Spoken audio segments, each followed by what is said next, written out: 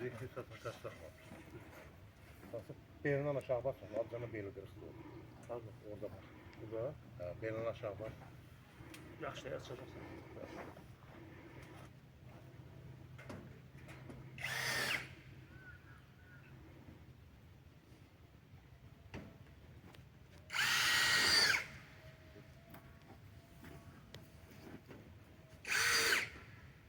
Nasıl?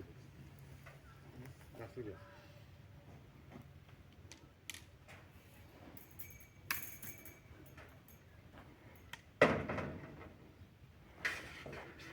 Gel bakalım.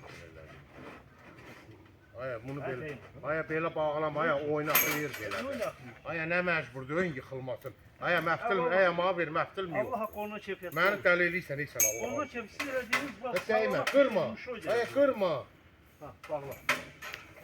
Ey quşdan ey. Müşoğlu da belə-belə baxılır. Qoxul işlərindən əl çək. Nə Nə olur elədi ya? keyfiyyəti də Allah'a. Allah dəysin sağ ol yavrum. O da yaxşıdır. Sallanır bizi. Qoy sallansın, sən nə işinə xam? Sana nətər verim elə də bağla qana. Mal ver.